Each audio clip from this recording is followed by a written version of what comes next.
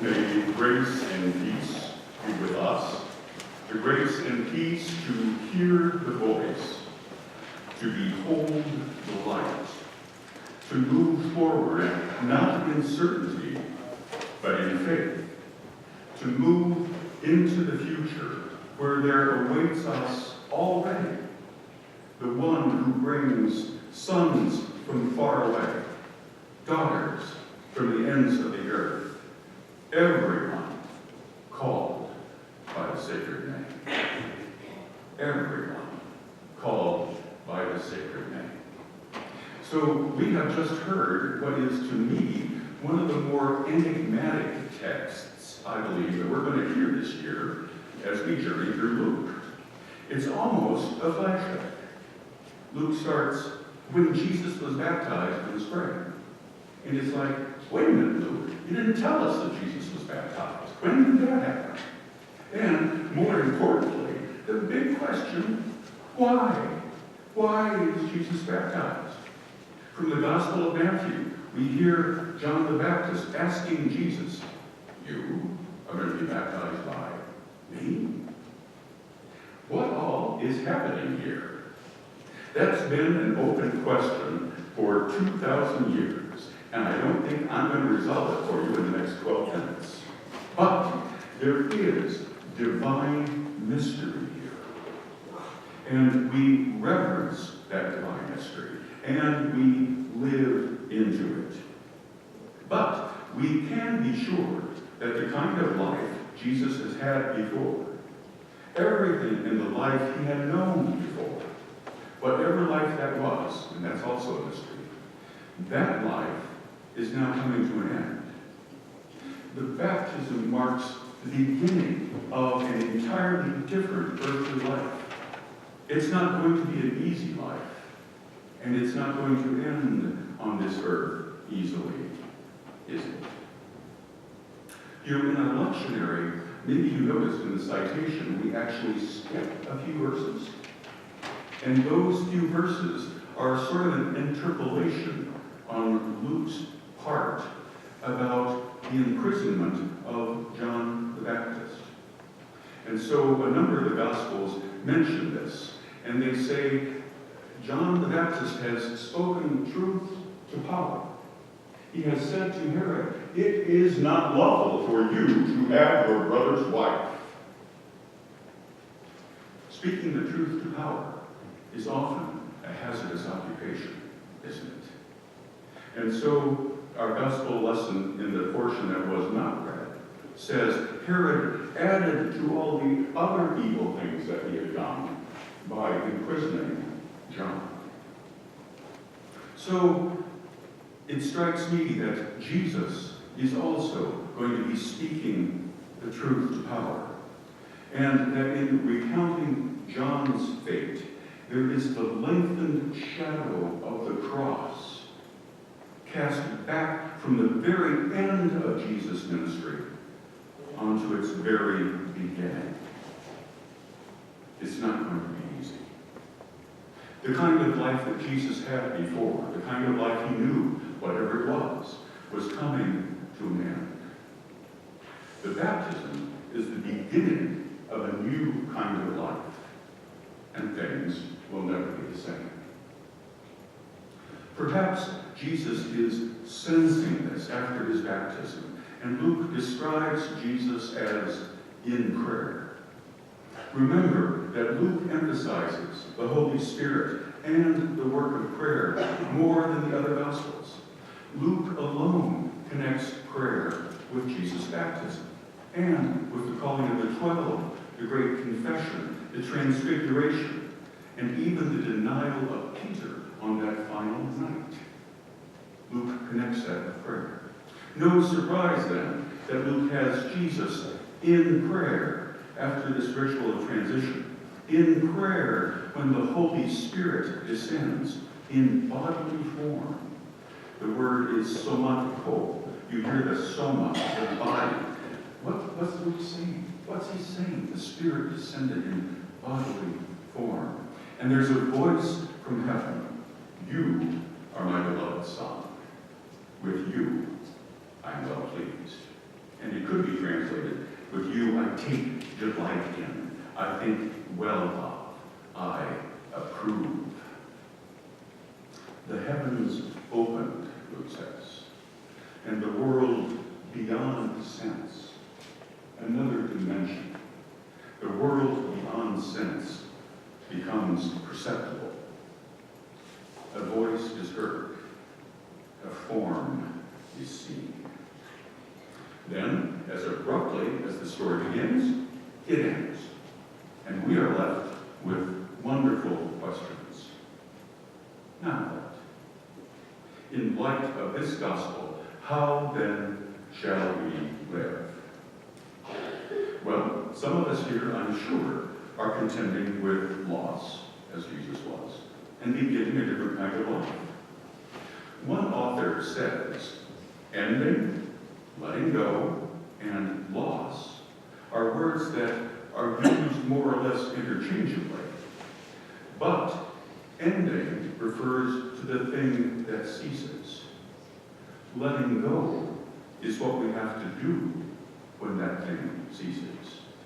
And loss is what we feel when we have to let go. Some of us are contending also with transition. A former way of doing things is under revision. There are changes occurring. In fact, we could say that all the parishioners at Messiah and St. Stephen's are in transition. And so we move forward in faith, which implies ambiguity, doubt, postponed closure.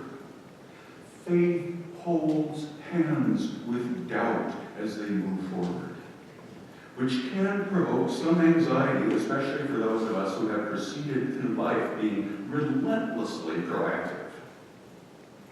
I would affirm for us, therefore, that this time of transition that we are in, this time of transition calls for prayer, just as Jesus has shown us. And not only the prayer of our own petitions, but also intercession for one another, and just as much meditation and contemplation. I hope this doesn't offend anybody, but my dad used to say when the supper table was getting really noisy around him, he would say, listen with your mouth shut. And so that's not bad advice for part of our prayer life. Listen, listen. When we move into expectant silence, the Holy Spirit may be better able to get a good word in. In the psalm appointed for the day, we read it together. The psalmist says, the voice of the Lord is thundering. The voice may shake the wilderness and make oak trees writhe. But we also know that the voice of the Lord may be that still, small voice. The voice the prophet Elijah heard, which the still small voice can also be translated as the sound of sheer silence. That sound of sheer silence so filled Elijah with awe that he had to wrap his face with his mantle. The word may come to us as it did to Elijah in the sound of sheer silence. Following the example in today's text, then, of transition and loss, we can listen for that voice. Epiphany is a season of light, isn't it? The word epiphany comes from the Greek words epi and phanero, which means to shine upon, to show, to reveal, a light to lighten the Gentiles. In this Epiphany season, we can listen for the voice. We can watch for the light. Last week, I was at the Epiphany services in Grace Cathedral in San Francisco, the Cathedral Church for the Diocese of Northern California. I go there often when I particularly need my Episcopalian fix. And now I won't have to travel so far. Thank you. I mean, thank you. Malcolm Young, who is the dean at Grace Cathedral, spoke in such a compelling fashion about the light that I wanted to quote from him. what he said in his sermon. Dean Young said, "Rabbis tell the story of Moses. After killing a man and fleeing into exile, Moses was working for his father-in-law in the desert as a shepherd. I don't know how much Moses misses his old life, whether he feels sorry for himself or is just grateful to be alive. But one day, God's angel appears to him in a bush. It seems to be burning, but not consumed by the fire. Perhaps," he said, "perhaps what matters is not that the bush is burning, but that Moses notices it." And if you go back and read that passage, you can hear Moses' thoughts recounted. A bush is burning but not consumed. I must turn aside and see this wonder. Moses is curious. He is open. He notices. Then Dean Young goes on to say, "I believe that every bush is burning. Everything and every moment is alive with the light of God. The world around us shines because God is at its heart. The light that the Magi recognize and follow is the light we seek also. The light they see in the baby Jesus can change our lives forever, too. The light that shone for the Magi can shine on us as well. The voice at Jesus' baptism reminds us that in our baptisms, we too are God's children, the beloved, the approved. The beloved, the approved. Therefore, may grace and peace be with us.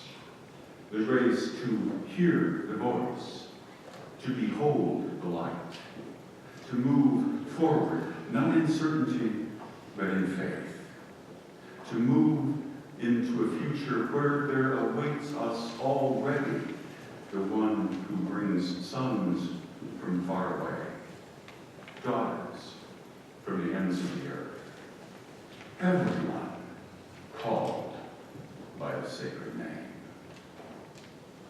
Thanks be to God.